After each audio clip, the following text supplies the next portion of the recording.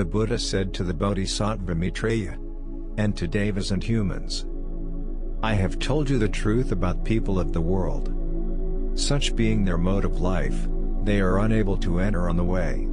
Therefore, you should think deeply, and try to avoid various evil acts. Choose the good, and diligently practice it. A life of addiction to desires, or a life of pomp and vainglory, cannot last long. All must part. There is nothing you can truly enjoy. Since you have encountered a Buddha in this world, you should assiduously practice the way.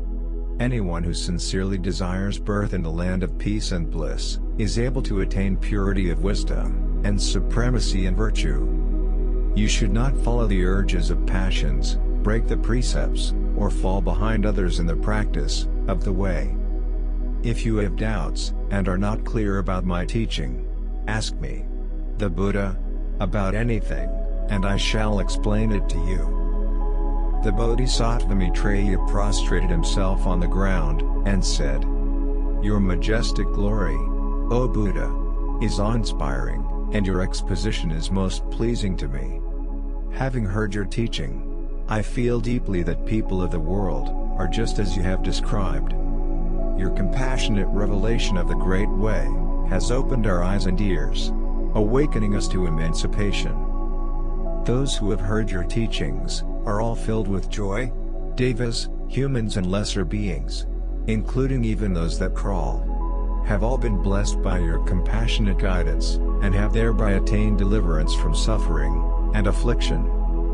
The Buddha's admonition is indeed profound and appropriate, and his wisdom clearly surveys things in the 8 quarters, above and below, penetrating all in the past, present, and future. Our emancipation in the present life is entirely due to the Buddha's perseverance and painstaking efforts in his former lives, when he was seeking the way. His benevolence covers the whole world, and the extent of his merit is majestic and glorious.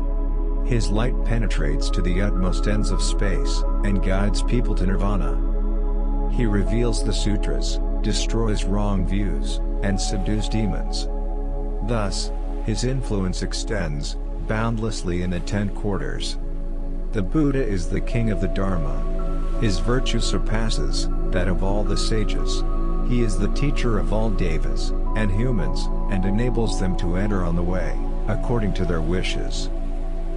Having been able to meet you, O Buddha, and also to hear the name of Amitabha, we have all attained joy and illumination. The Buddha said to Maitreya, What you say is true. Those who adore and revere a Buddha attain great merit. Buddhas very rarely appear in the world. Having become a Buddha in this life, I have taught the Dharma, expounded teachings of the way, cleared people's doubts, eradicated the causes of lust and desire, and blocked the source of all evils. Visiting various places in the 3 worlds, I encounter no obstructions. The wisdom disclosed in the scriptures provides for all ways of life. It keeps essential principles together, and clearly reveals the truth. I have explained the reality of the 5 realms, thereby freeing those who have not yet attained deliverance, and distinguishing between the paths of samsara and nirvana. Maitreya, you should know that you have, for innumerable kalpas, been perfecting bodhisattva practices to save sentient beings. Incalculable indeed is the number of beings who, under your guidance, have attained the way and reached nirvana. From time immemorial, you and all the devas and humans in the 10 quarters and the 4 groups of followers have been floundering in the 5 realms of samsara, undergoing indescribable troubles and afflictions. Until you were born in this life, you, too, underwent endless cycles of birth and death. Now you have encountered a Buddha, listened to his expositions of the Dharma, and been able to learn about Amitabha. What pleasure and joy this is for you, and for me to share. It is time for all to seek deliverance from the pains of birth, death, old age, and sickness.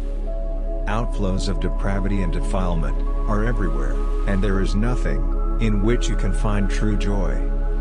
You should resolutely do worthy deeds with decorum. Strive to do more good. Control and purify yourselves. Wash off the mind's defilements. Be sincere in word and deed, and allow no contradiction between what you think and what you do. Seek your own emancipation, and then turn to saving others. Straightforwardly, aspire to be born in the Pure Land, and accumulate roots of virtue. However hard you may practice in this life, it can only be for a short while. In the life to come you will be born in the land of Amitayus, and enjoy endless bliss there.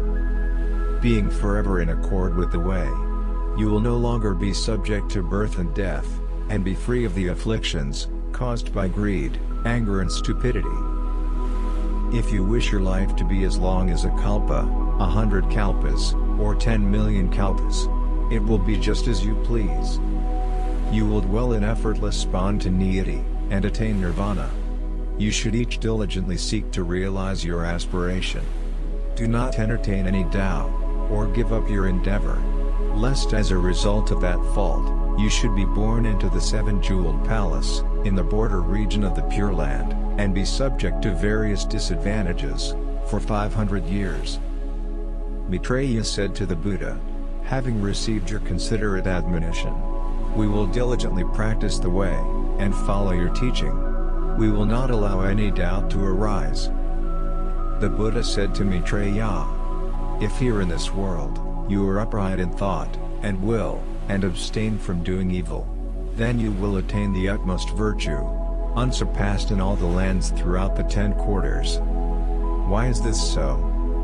Devas and humans, in the Buddha lands, naturally do good, and rarely commit evil, and so, it is easy to teach and train them.